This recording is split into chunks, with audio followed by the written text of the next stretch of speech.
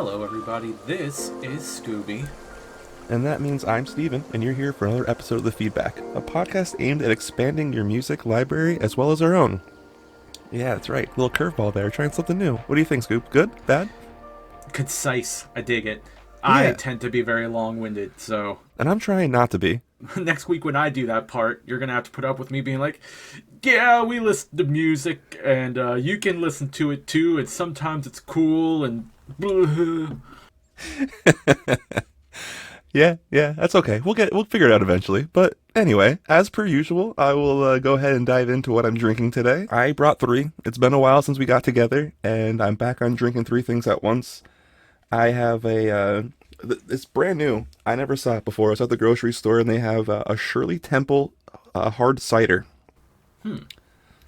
I actually already opened it, had a few sips. It's delicious. I have a water, as always. Big jug of water to keep me hydrated and not too silly, because you got to hydrate or you'll dehydrate. And my last but not least for the trifecta, I'm still on that same old shit. We talked about the place that originated it, but I hope you're having a good time, because I'm having a Baja Blast. It's the Tropical Citrus Punch Cabo Citrus. Scoobs, what's our song? What are you drinking? Fill us in here. What do we got? I have two beverages tonight. Keeping it simple, of course, as always. One is water. As you so put it, gotta hydrate or you'll dehydrate. And then, of course, tonight I have a wild cherry Pepsi in a can, baby. It's been a little while since we got together. I'm alive. It's mostly my fault. I had to work too much, and that's all I could really concentrate on, and it made me sad. So as soon as I had some time off, I was like, can we please record another episode? I'm dying here, man. I had a little trouble deciding what to choose today, and I thought about doing a choose your own adventure, as I want to do on occasion, but I actually ended up choosing a song, and it's by a genre that I think you expected me to bring to the podcast a lot more than I have. Ska? That's right, my friend. That's right. Now, the last episode we did, and I didn't really even think about this, it just kind of ended up happening. Maybe it was a subconscious thing, but featured members of Real Big Fish. So I was like, oh, I keep a list. We've discussed this. I keep a list of songs that I want to bring to the podcast. And yeah, I have brought a song by the band Millington. I don't know if you've heard of them. I have not. All right, so this will be your introduction to Millington. I discovered them last year because I think we talked about it on the podcast where I was like, we listen to these genres of music that we really enjoy, but we're still stuck on bands that we have been listening to for like 10 plus years. Yep. You know, I mentioned Midwest emo, and it's like, there's gotta be modern bands doing modern Midwest emo. There are, and I plan on bringing them as well. But when trying to find new ska, I came upon this band. Now, the song I've chosen is called Beatdown Generation, and it's also from an EP that shares the same name that came out in 2020. So they are third wave ska, but a lot of ska bands kind of like to differentiate themselves and put different tags into what they do. Third wave ska is typically very ska punk, so a lot of faster elements, punk elements. Millington like to call themselves brass emo. So, Ooh. yes. Now, I actually found them through... They have a couple of albums that are cover albums of emo tracks. They do an amazing cover of Ocean Avenue. That's probably my favorite. But also tracks like The Ghost of You by My Chemical Romance, My Friends Over You, XO by Fall Out Boy, and just kind of the hallmark tracks of like mid-2000s emo. And they're all really, really good. And I did think about bringing one of those, but I was like, it feels like a disservice to not bring an original track. So that's what I've chosen. And they're actually from Albany, New York. No way. Yeah. So maybe you can look them up and be like, hey guys, guess where I'm from? You're on our podcast. Come talk. Honestly, I might have to, but we're already recording the episode. How are we gonna sneak them in somewhere, maybe? we'll just do another episode, an interview episode or something. Ooh, I like that idea, like a follow-up. Yeah. So, Beatdown Generation came out in 2020, so it's actually pretty old at this point. Because that's 6 years ago. Holy crap. And when I talk about finding modern music, they're still active. They became a band in 2018, which is still a lot more modern than most of the ska bands I listen to, considering Streetlight was 2003, Catch 22 was 98, Real Big Fish was 95, you know. So, are we talking as of this year? No. But in the past 10 years, yes, and that's still modern to me. It's more modern than most of the stuff that we listen to and a lot of the stuff that we're even influenced by. So, I mean, yeah. Yeah. So there are 6 members of Millington. We've got Cody Okonski on bass and lead vocals, Alex Malloy on guitar and vocals, Nick Cavan on drums and backing vocals, Chris Paul on trombone and backing vocals, Pat Foxton on saxophone, and Nathaniel McKeever on trumpet. Now that's a dope name. No shade at any other members of the band, but Nathaniel McKeever, it's a dope name. That is. I like that one. That one's got a good sound to it. Yeah, I don't really have much else to say after all that introduction, except it's a good song, and I think you're really going to like it. I'm excited for it, especially something that's close to home that I didn't even know existed. Yeah, there's another band that I'm going to bring some point soon that I discovered, and then they're from Wilkes-Barre, and I was like, oh, well, look at that. That's wow. neat. Yeah, wow. It's always kind of fun to like look up a band and be like, whoa, they're actually from like really close to where I am. Yeah. No, that's awesome. That's always a great thing to find out because then you have the opportunity to go ahead and see them locally. And usually when they're from that area, the show's almost always better. I don't care. Yeah, they've just got that hometown energy. Like, yeah, you don't have a long drive. You just slept at home in your bed. You just saw your family. You know, you just had a home cooked meal for the first time in I don't know how long. Yeah. Or maybe you just had them for a while because you've been home for a while and you're about to kick off the tour. Either way, that hometown energy, it brings a little extra something. Yeah, it's like how we always talk about, or not always, but have mentioned quite a bit, Motionless in White. When they come back to the Scranton area, ooh, man, they do big business, let me tell you. Yeah. Hometown heroes. Yeah, for sure. All right. Well, if you are prepared, I am prepared, and we can jump right into this. Yeah, let's do the thing. All right, sounds good. So this is going to be Beatdown Generation by Millington. Everything started with a letdown, and we all fall down. Down, down. I wanna pick you up now when you hit the ground. It wouldn't make a sound. Did you lose all the feeling when you fell through the ceiling? 'Cause I miss seeing you around. Let down, and we all fall down. Stand up and hear me out.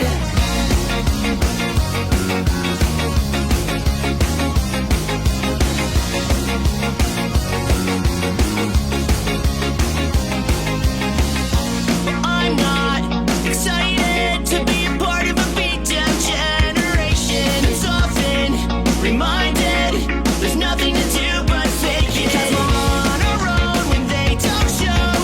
Tell me something I don't know. Round and round we all fall down. Wanna pull you from a lost and found. So put your feet back on the ground. Everything started with a letdown, and we all fall down. Down, down. I wanna pick you up now when you hit the ground. It wouldn't make a sound. Did you lose all the feeling when you fell through the ceiling? 'Cause I miss seeing you around. Let down, and we all fall down. Stand up and hear me out.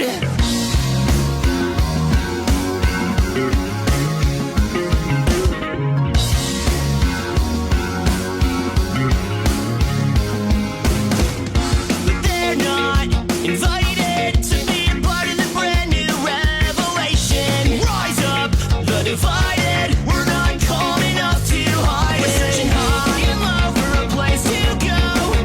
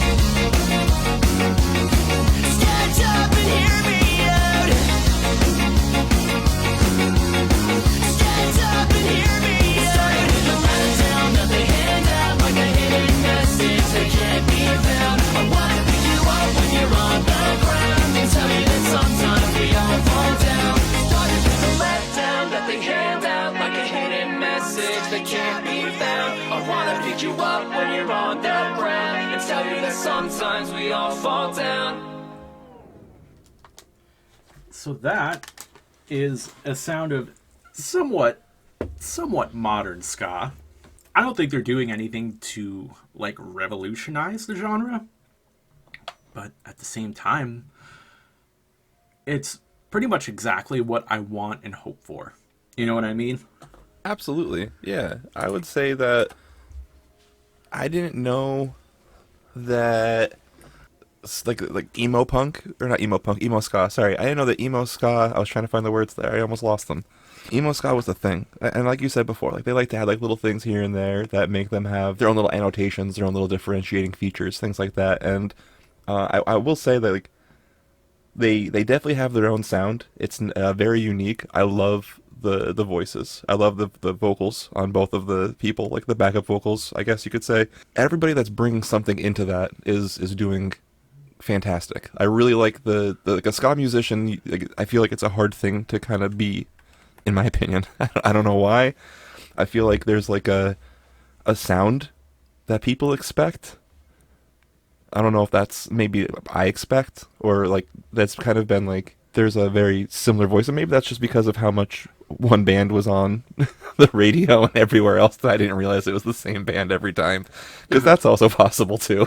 But I feel like there's like a stylistic voice that kind of goes with ska. Maybe I'm crazy, maybe I'm thinking too much about it, but it feels like it almost kind of hits that, like you're on the verge, or on the edge rather, of like yelling and screaming, but you're not. Yeah. Right? Yeah. Yeah, that's a good way of describing it, I think.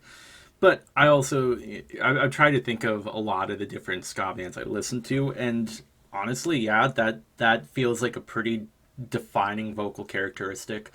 Because my brain goes to like Dave McWayne of Big D, and then Chris from Less Than Jake. Maybe not so much Roger. I think Tom Kalnacki from Streetlight does kind of veer more into that yelling territory than not.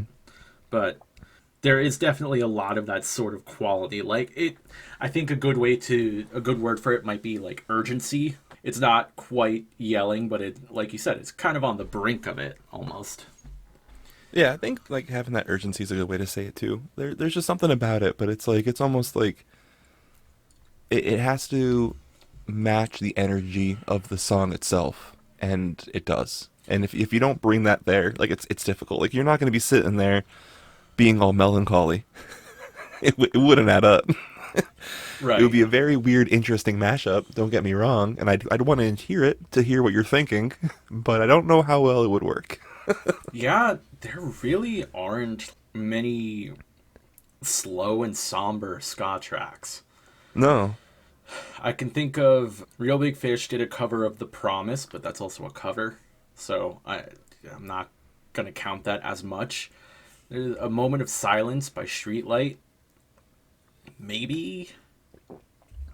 But even the slower songs, again, the qualification is not just slow, because there are slower ska tracks. Big D has quite a few. How It Goes is one of them. But somber, yeah. Lyrically speaking, somber is usually pretty prevalent, but musically speaking, not quite so much. There's not much minor key ska. Although, no. I don't know if there's even a place for it. I'm sure there is, but you know what I mean. But yeah, and then like I mentioned, Millington does covers. They do a really good cover of "The Ghost of You" by My Chemical Romance. But again, it's a cover, so they're already going off of a source material that already has that emo sound to it. I agree, and I think one of the big things with ska that kind of gives it that, and I know we've discussed this before too, that kind of like that feeling is the horn section. Because even in the song that we listened to last week with the, I'm going to butcher it, I'm the one that brought it, Necrogoblicon, I had to go back to the page to look at the words. Like when they came in and they had that section, like the Necrogoblicon song, I said itself, like it didn't have a death metal feel to it at all. Not at all, but like because of the fact that the horns were there the whole time. And like they drove the song. And like it was very much like on that vein. And it's the same thing with this. Like I feel like that having them present, unless you're doing it in like with like the I think maybe you need a muffle on it, or maybe it's something more, because I don't know enough about brass or how to play it, but I feel like the muffle makes it kind of come down. But like or even just maybe the notes. Because like if you play taps, like that doesn't sound uppity and hap. Like you're pretty sad, Yeah, that's right? true. Yeah, Not sad, but like it has like that warmth and that soul, and that's the other side of it too. You use a trumpet for soul depending on how you're playing it, right? Or is it the notes? I don't know. Can you tell me? and I mean a lot of times I do really love a good muted jazz trumpet solo, but that's the thing. It's usually jazz, Right. not ska. I know that John Christensen, aka Little Johnny Christmas from Real Big Fish, he will use a mute on some of his solos. One of the big ones is when Real Big Fish does Where Have You Been? He'll usually do like a jazz trumpet solo in there. And when I say jazz, it's not necessarily jazz, but I just associate using a mute with jazz as opposed to ska. And I think even like they refer to it that way too. Like Aaron will say something like "Little Johnny Christmas" on the smooth jazz trumpet. Is it smooth jazz? Is it just because he's using a mute? Are you just saying that to sound cool and sound funny? Because he's just playing a trumpet solo.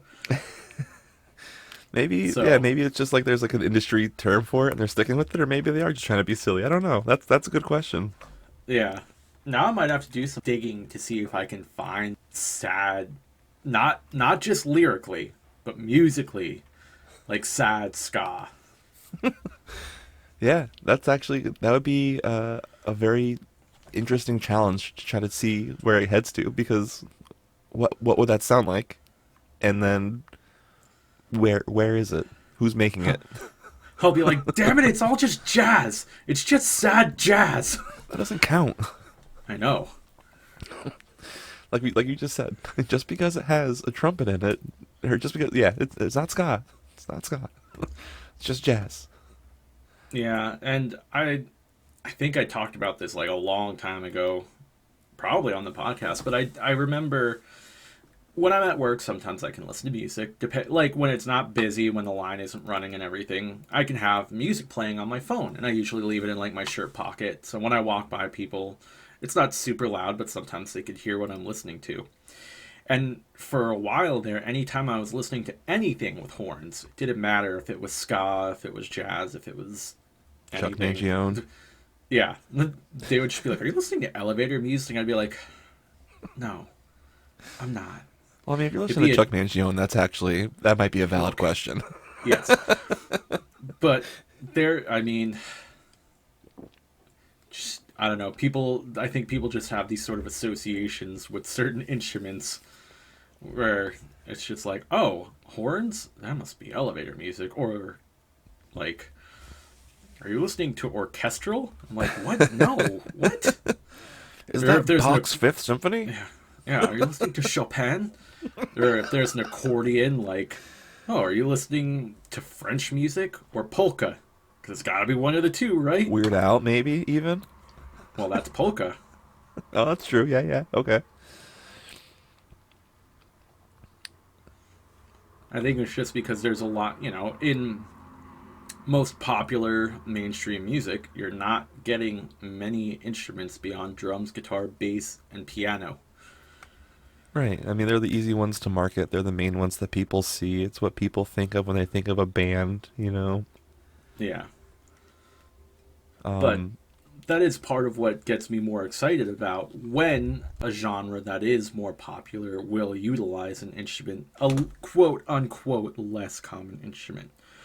We've talked about Mac Miller quite a bit. One of my favorite songs by Mac Miller is Stay. There's a very prominent trumpet in that song. And I Great think that's song. part of why I love it so much.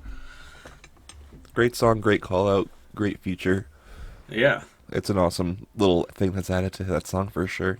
One of the favorite things for me about that whole experience too is I know that we do mention it and you didn't get the opportunity yet because we started talking about things, was the music video, and that there was one there. And I thought that was awesome. I don't want to take too much wind out of your sails if you had more to talk about with it, but the fact that it was the Office Space themed, that was awesome. Oh, yeah, definitely. Very, very much an homage to Office Space. It was great. Like, I love that. That was great visuals. I felt it. I think lyrically, and like visually it was very fun to watch, that I didn't even have the chance to really look at the lyric page. I kept like looking over and realizing I didn't move down, and I had to scroll real quick and like look back at the video and then go back again. Oh, that's what I wanted to say about it. The thing for me about not only the music video being Office Space themed itself being cool, but the fact that I think you said Cody Okonski, right? Yes. Not only is he killing it vocally, he had a bass solo in the middle of the song. Oh, yeah. Yep. That was awesome. Yes, bass, once again, is normally a pretty prominent instrument in ska. Right. But as a whole, for some odd reason, it usually, like, bass players end up being, like, the butt of the joke a lot of the time, and I never really got why. Me either. So, like, you know, a bass solo is nice. I always appreciate a good bass solo. Yeah, I'm down for that. It was a good time. It was fun. Yeah. The lyrics also, throughout the whole part, because I know I just made, the comment about that bass there, and we talked about looking at the lyrics before and having an issue with me keeping up with them, just because of, like, just how long was that song, by the way? I think it's about 3 minutes. It did not feel like it was 3 minutes. It felt like it was like 30 seconds. And I say that in, like, I know we've discussed this before too, but like, I think that's a compliment when a song goes that quickly. Like, you want to listen to it again because it's like, holy shit, I feel like I just started listening to this. This was great. Why did it go by so quick? But like the lyrics, if you didn't get a chance to pick up on all of them, then I'm glad that I had them in front of us. It's like, they're good. They're very well written for a song that's about, if you didn't watch the music video and you weren't watching along or you didn't pick up on it quickly, like the guy's talking about being pissed off about his boss being a complete dickhead, and I'm sure other things as well, but like that's why it works so well to do the Office Space thing, is because that's something a lot of people can relate to quickly, and that's the good thing and the fun part about the punk and the ska movement in general, is it's supposed to be that, like, you might not be able to actually do these things, but like, man, sometimes you just want to fuck with your boss because he's Yeah. a dick. Yep. Oop, just punched the microphone because I'm doing my thing again, like I always do, flailing my arms. They're not overly aggressive, where you can't even like this is a song, like you were saying before, like if you listen to this in your pocket or on a speaker, your boss would just be like, "Oh, this is a good song, cool," and you wouldn't think twice about it. And then someone else walks over and be like, "Did your boss just say that it thinks it's a cool song, even though it's about beating him up because he's being a dickbag?" And you're like, "Yup." Yep. It's like you were saying before, like you don't need to listen to, like, people hear angry music and like, "Oh god, devil's music, scary, bad." Like, nah, it's usually talking about Christian values, actually. Yeah, there's a lot of really good examples of that, where like popular music is talking about getting dicked down on the daily. Yeah. And then you listen to something where a guy is screaming and you're like, "Oh, that's not evil music." And it's like, I think you need to research your values. yeah. My favorite example of that, and this is a little bit of an aside, but we love Dance Gavin Dance. Sure do. And we always talk about John Mess and his lyrical prowess and some of the things he says, Yeah, my But- favorite day was when you were talking about your favorite, like, random ridiculous lyrics of his. But anyway. Yeah, well, that's what here's another one, because he is the harsh vocalist, he's screaming, and here are some of the lyrics. This is from the song Chocolate Jackalope off of Mothership. I want to cut you off really quickly. You know what we need to do here? We need to start a segment. We like random John Mess lyrics, and like curtains pull apart and it's like burr, burr, burr, burr, burr, burr. We need like Yeah. an intro song for this segment. It's true, because this could definitely be a recurring segment. I want it to be now. It needs to be. Yeah. So most people who don't listen to metal or Dance Gavin Dance are going to hear John Mess screaming and think, "Oh, there's that evil Satan music." Meanwhile, here are the lyrics. "I couldn't wait to tap into the brain of my cat and let him know he's my whittle baby meow meow boo." Yep. So, next Ladies time and you hear- gentlemen, if you think metal is scary, Yes. please keep in mind that those are the lyrics of a very, very, very good song by a very good artist that does not sound like he's saying anything remotely close to something so sweet and pointless. I'll just go ahead and say it. Yeah, But relatable. relatable. I always want to let my cats know they're my little baby meow meow boos, Yeah, that's why you squeeze them even though they go meow. even though they squeak. Yes, I'm like, just, I love you. Deal with it. You cannot escape my love. Yes, I outweight you like by 20 times your body weight. Let me hug you just for a second. Both of my arms are bigger than your whole body. You will not escape me. Come, come, come, come, come, come. Yeah. But yeah, that's, you know, we're like you said, someone can listen to this song and not really paying attention to the lyrics, just be like, oh yeah, it's a happy song with horns. And Oh, hey, this is so cute. What's it about? Butterflies, rainbows, and balloons? Yeah, actually it is. It's every other ska band. 99 Red Balloons. You got it. yeah. Oh, what's this? Superman by Goldfinger? I played Tony Hawk once. Yeah. Okay. Boo.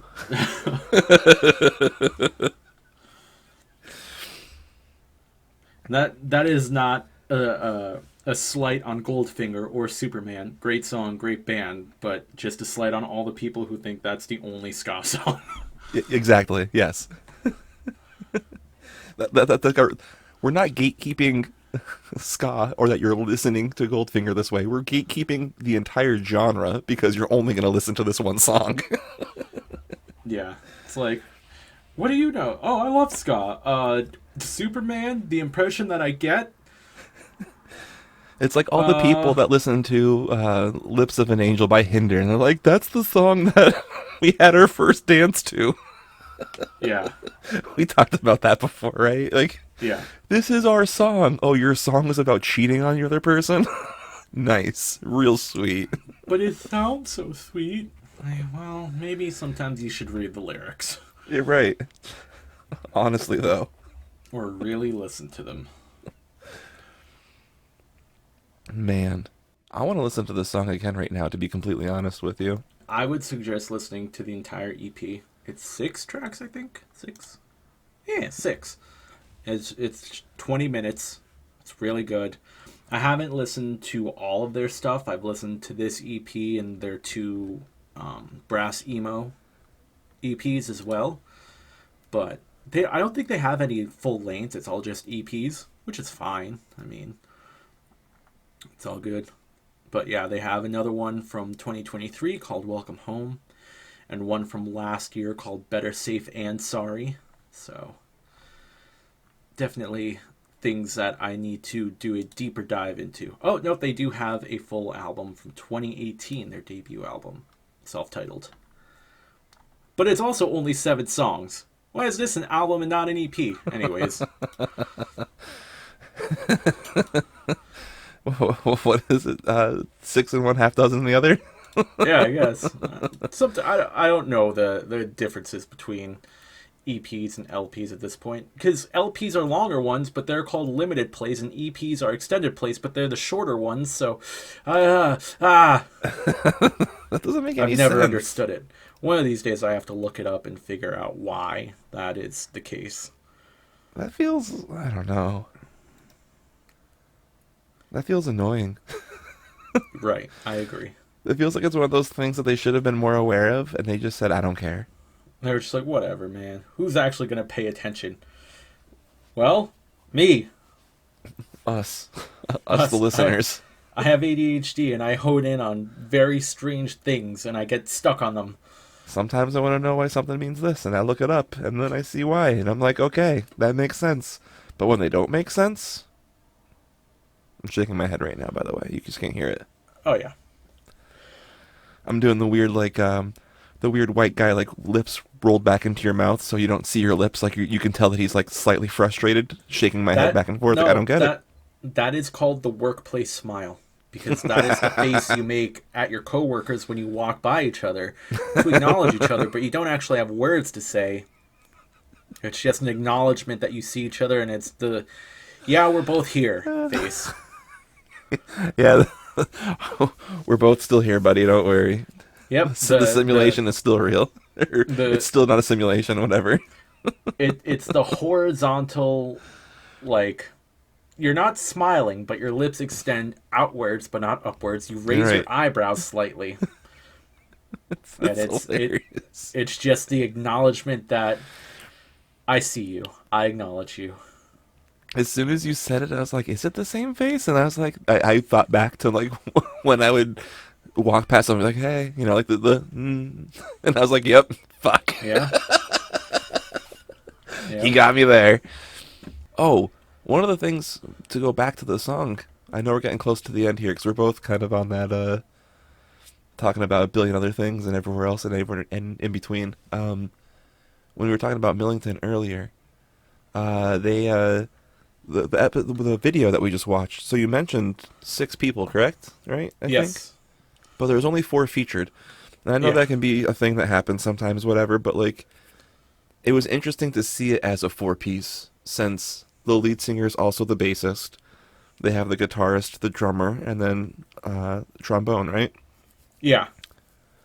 I don't think I saw anything else. Were there trumpets featured at any point that I don't remember? I mean, it definitely, in the recording, there's definitely trumpets Okay. and probably saxophone.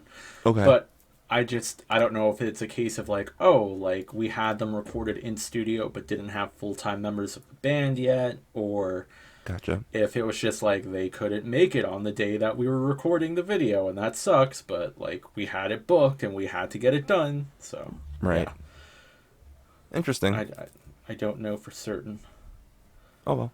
One of those curious things to hopefully get an answer to from the in the future. Maybe if we can hook up with these guys now, knowing that they're in the area. Even in the sense, just be like, hey, you guys are awesome, and we did this thing. Hope you don't mind. Yeah. I'm gonna have to find out if they're touring. Yeah. Would you come up here and watch a show? Most likely, yeah. All right, perfect. Let's see if it. Sometimes it says on Spotify. They have 2 shows coming up, but they're both in Texas.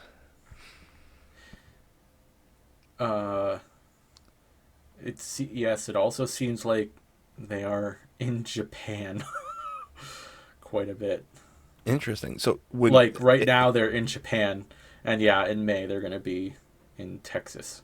So I guess that's why it's only showing the Japan or the America dates, because I'm looking at Yeah. it from this side of the pond, if you will. Yeah, That wouldn't be the pond at that point, right? That's what they always say when they're going to England. England. Yes. It's funny that you mentioned that because you said that's why I put Millington into my Apple Music while you were talking to just see what they had, and then this way I can listen to them easier because I won't forget. But if you scroll down on Apple Music, there's an appears on, and there's kanji, is that right? Kanji writing for I'm gonna guess a Japanese band, and it says featuring Millington. So Yeah, ska never really died in Japan. Like a lot of ska bands that were around, 20-ish years ago are still like really big in Japan. Whereas That's here in awesome. America, it's kind of like, yeah, ska. Where in Japan, they're like, yes.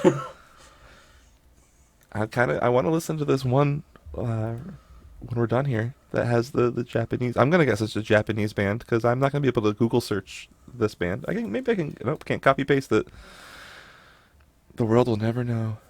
Yeah, and like so again, we're getting close to the end of the podcast here. I have thought about bringing like a couple of different J-rock or Japanese songs to the podcast, but it's kind of like I don't know what they're saying, man. I can't even pronounce the name of the band. I don't know anything about them, but this music is just so like crazy and unique compared to a lot of what we listen to because they just have a completely different style of composing music. It's like Same. I don't And know. there's been times where like I remember like when K-pop was becoming that like kind of that bigger thing, like the K-pop kind of resurgence was starting in like 2016 over here, and like the biggest thing that was stopping those kind of music and artists coming into America was not being able to find out the right way for how we consume music for those artists because those charts and those listens are very, very important for them. Yeah. I don't know if you knew about that or not, or if you're familiar with that, but I know that's something that has to do with the industry and the way that it works over there because they want to be at the top of the list. So if they're Yeah. getting, like, if people are listening to their songs through Apple streaming services and they're not getting the credit that they're supposed to get through the other streaming services, they won't let it happen because they don't want to dilute their numbers. Mm-hmm. Huh. That was a big thing that was really important to, like, figuring that stuff out at first. I remember that, but the song name, by the way, is the kanji lyrics. The band that they have the feature with is Half Past Two. Yeah. So don't know I that still don't band. know what the word is, by the way. I just wanted to clear that up because I Yeah. realized Okay. after I said it. But anyway, Yeah. but But yeah, I would agree. I think that was all my little notes about them and everything else from today. But other than that, it rocked. I was a big fan of it. I really yeah. enjoyed the. I really enjoyed hearing something classified as emo, emo ska. Yeah. Yeah. So the playlist will be fun. It's gonna have a couple covers, and I'll probably just make it all Millington, just because why not? Especially if you're But doing covers, it's almost like it's not all Millington, even though it is. yeah. But should be a good time. But yeah, I just thought it'd be fun to bring something where we've discussed it before, and I want to let people know that it's not something I just talked about. I was actually like, I should go find new ska, and then I actually went and did it. Look at that. The man has credibility. He said he was going Yeah, to do something. He did it for us. Me, really. that's Because we don't even know how many of you are out there listening, but that's fine. that's right. But if that's about it, right? I could say the next thing that's important is if you want to, by now, if you're listening, you are quite faithfully listening, and we do appreciate that. We would also appreciate you helping us out on social media so hopefully more people can find us. And to so eloquently put it together, I have this pre-recorded message of me talking about that now that I would love for you to listen to. Thanks for that killer introduction. Couldn't have done it better myself. Alright, Scoobs, time to get real. Cue the Sarah McLachlan. Just kidding. We do, first of all, want to say thank you for checking us out, and hopefully if you made it this far, you like what we're doing, and you want to help. And if so, here are some key ways. Most importantly, share our podcast with a friend or an enemy. We don't judge. We just encourage that organic sharing and growth because that's how Scoobs and I learn about songs together when we do our episodes. Next, you can share our social media posts from Facebook as the feedback, THE space FEEDBACK, or on Instagram, THEFEEDBACK_PC. You can comment, share, like, whatever you want to do. Just make it constructive at least.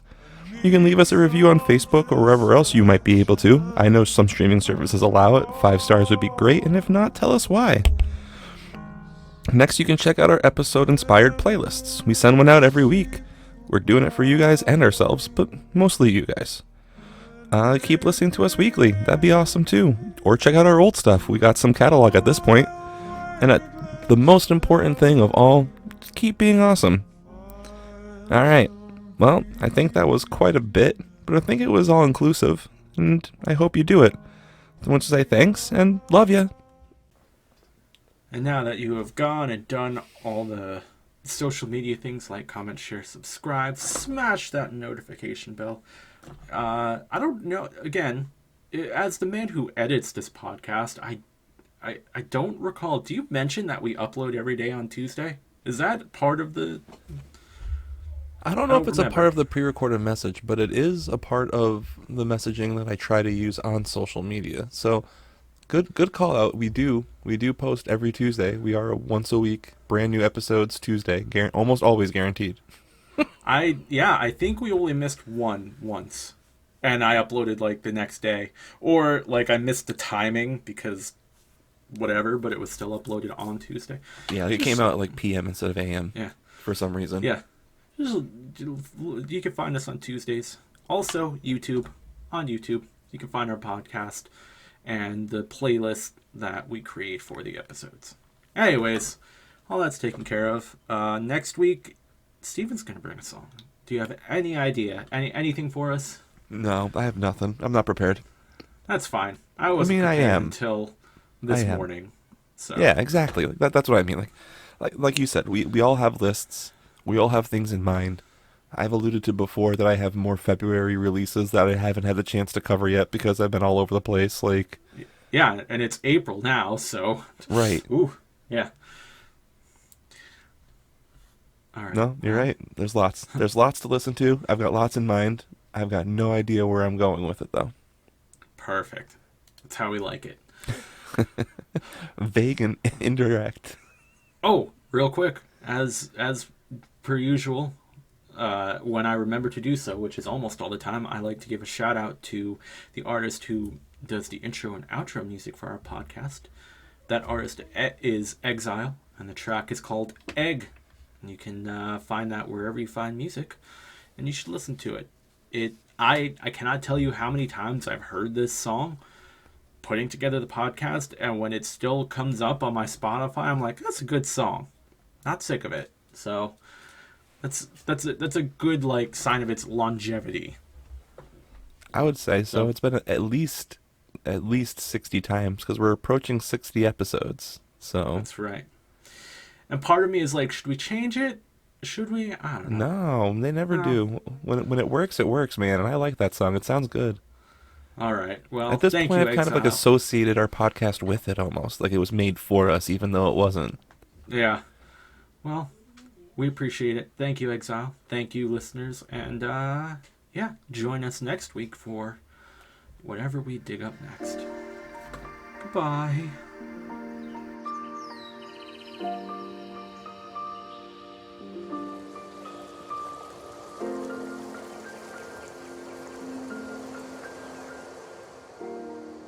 Do you remember when they did the Whopperito years ago? I'm very glad that we didn't start the episode yet, by the way. But do you remember when they did the Whopperito? It was just like a Whopper, but in a tortilla instead I don't of remember in a that. bun. That Yeah, sounds it was- awful. It was just that they were like, yeah, it's a Whopperito.